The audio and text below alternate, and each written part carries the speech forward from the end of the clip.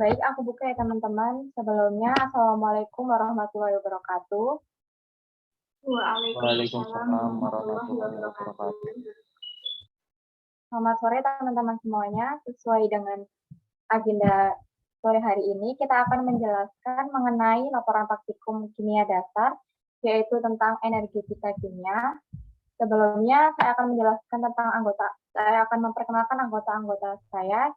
Yang pertama ada Mufidah Turistia, ada Alvina, ada saya sendiri, Kofifa, lalu ada Dimas, dan ada Erika. Sebelumnya, untuk teman-teman bisa memperkenalkan diri masing-masing. Dimulai dari Mufidah Tur. Untuk Mufidah, silakan. Terima kasih, Kofifa. Perkenalkan, nama saya Mufidah Turistia, NIM 431142103. Baik, bisa dilanjut dengan Alvina. Terima kasih, Kofifa. Perkenalkan, nama saya Alvina Aulia Latifah Wibowo dengan NIM 43114211035. Baik, saya sendiri, Kofifa Deslandayani dengan NIM 43114211038. Selanjutnya bisa dilanjut dengan Dimas. Baik, terima kasih waktunya. Perkenalkan, nama saya Dimas Aryo Wibowo, NIM 43114211046. Selanjutnya Erika. Baik,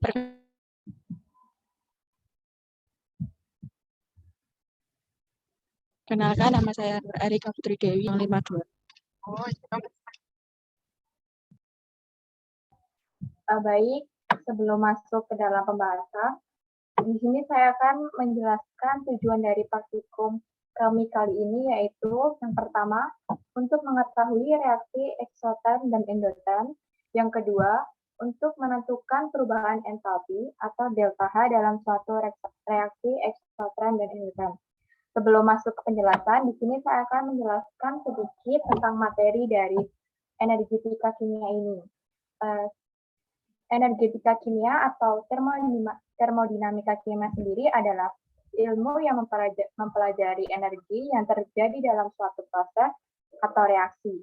Nah, dalam studi aspek ini ada dua aspek penting, yaitu penentuan dan perhitungan kalor. Berdasarkan perpindahan energi kalor antara sistem dengan lingkungan, reaksi termokimia ini dibagi menjadi dua, yaitu ada reaksi eksoterm dan reaksi endoterm. Untuk reaksi eksoterm sendiri adalah terjadinya pelepasan kalor dari lingkungan, sehingga suhu dalam lingkungan lebih tinggi dibanding dengan suhu sistem. Untuk reaksi endoterm sendiri adalah sistem penyerapan kalor dari lingkungan. Dengan demikian, terjadinya penurunan suhu. Jadi perbedaannya untuk reaksi eksoterm ini terjadi kenaikan suhu, dan untuk reaksi endoterm terjadi penurunan suhu. Kali ini kita akan melaksanakan dua praktikum, yaitu reaksi eksoterm dan endoterm. Untuk alat dan bahan untuk pertama kita akan ke praktikum eksoterm terlebih dahulu, yang akan dijelaskan Mbak Mufidah Turistia. Kepada Mbak Mufidah, saya persilahkan. Baik, terima kasih. Selanjutnya saya akan memaparkan alat dan bahan yang digunakan untuk melakukan reaksi eksoterm ini. Untuk reaksi eksoterm ini, kami menggunakan alat dan bahan. Yang pertama ada 3 glass beaker yang berukuran 50 ml. Glass beaker yang pertama dan kedua digunakan sebagai wadah larutan NaOH dan HCl, dan glass beaker yang satunya digunakan untuk mereaksikan larutan keduanya. Alat selanjutnya ada pengaduk yang berfungsi untuk mengaduk larutan agar cepat bereaksi. Kemudian ada termometer untuk mengukur suhu. Kemudian di sini kami menggunakan bahan larutan NaOH sebesar 10 ml dengan konsentrasi 1 molar, dan larutan HCl sebesar 10 ml dengan konsentrasi 2 molar. Kami memilih larutan tersebut dengan volume yang sama agar nanti dalam perhitungannya lebih simpel, dan sedangkan untuk konsentrasi kedua larutan kami memilih molaritas yang berbeda supaya bereaksinya berlangsung lebih cepat dan selisih peningkatan suhu agar lebih jelas. Terima kasih. Lalu cara kerja untuk reaksi eksoterm ini yaitu pertama, kita harus menyiapkan alat dan bahan yang sudah dijelaskan oleh Mbak Fidatu Rizkia tadi. Yang kedua, kita memasukkan larutan 1 molar NaOH sebanyak 10 ml ke dalam beker glass berukuran 50 ml, lalu diukur suhunya menggunakan termometer batang. Yang ketiga, memasukkan larutan 2 molar HCl sebanyak 10 ml ke dalam beker glass berukuran 50 ml, lalu diukur suhunya menggunakan termometer batang lagi.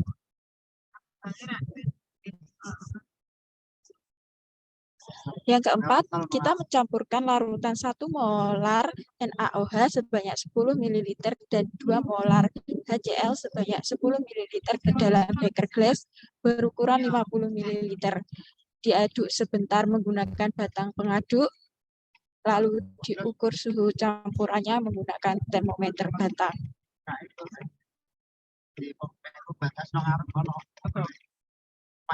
Lalu kita mengamati kenaikan suhu yang terjadi. Terima kasih.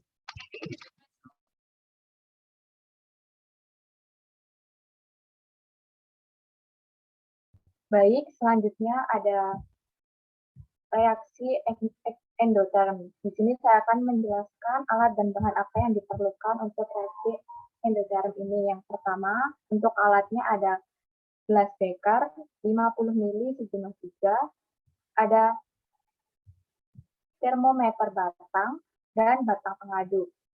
Untuk bahan, dalam reaksi endoterm ini kita menggunakan 1 mol NaOH 10 ml, dan yang kedua NH4Cl 10 gram. Untuk metodenya akan dijelaskan oleh Alvina. Untuk Alvina saya persilahkan. Iya, baik, terima kasih. Di sini untuk langkah kerjanya yang pertama, kita menyiapkan alat-alat dan bahan-bahan yang diperlukan untuk reaksi endoterm ini.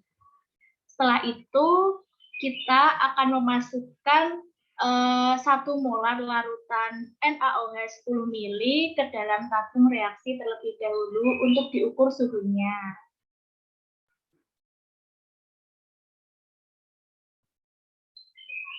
Dapat dilihat pada grafik bahwa suhunya adalah 25 derajat Celcius.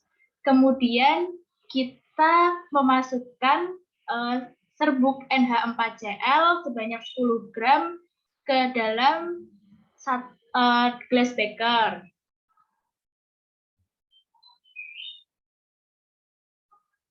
Di sini terjadi perubahan suhu di mana suhu terjadi penurunan. Seperti itu, di grafik sudah terlihat bahwa suhu mengalami penurunan.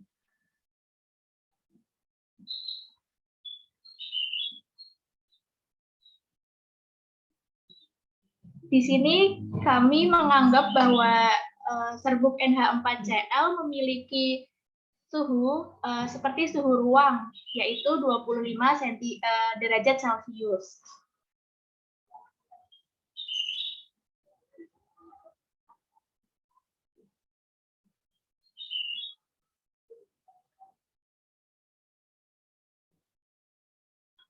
Selanjutnya, saya di sini juga akan menyampaikan kesimpulan atau menyimpulkan hasil apa sih yang kita dapat dari praktikum energetika kimia ini.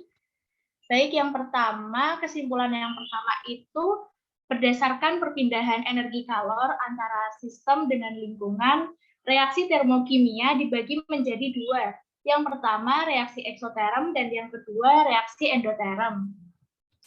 Reaksi endoterm terjadi perpindahan kalor dari sistem ke lingkungan, atau bisa dikatakan terjadi pelepasan kalor ke lingkungan.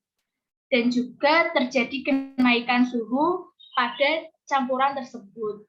Dan perubahan entalpi atau delta H-nya berharga negatif. Sementara itu, pada reaksi endoterm terjadi penyerapan kalor dari lingkungan atau perpindahan kalor dari lingkungan ke sistem. Pada reaksi ini juga terjadi penurunan suhu, sehingga perubahan entalpi atau delta H-nya berharga positif. Pada reaksi endoterm, kami menggunakan 1 molar larutan NaOH sebanyak 10 ml dan 2 molar larutan HCl sebanyak 10 ml. Dari reaksi kedua larutan tersebut menghasilkan NaCl dan H2O, di mana perubahan entalpi yang menyertai pada reaksi tersebut sebesar minus 48,972 kJ per mol. Sementara itu, untuk reaksi endoterm kami menggunakan 1 molar NaOH 10 ml dan serbuk NH4Cl sebanyak 10 gram. Dari reaksi kedua reaktan tersebut menghasilkan NaCl, NH3, dan H2O dengan perubahan entalpi yang menyertai reaksi tersebut sebesar plus 165,647 kJ per mol.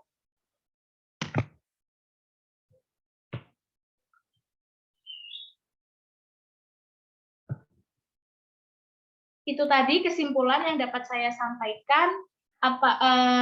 Waktu saya kembalikan ke Mbak Kofifa.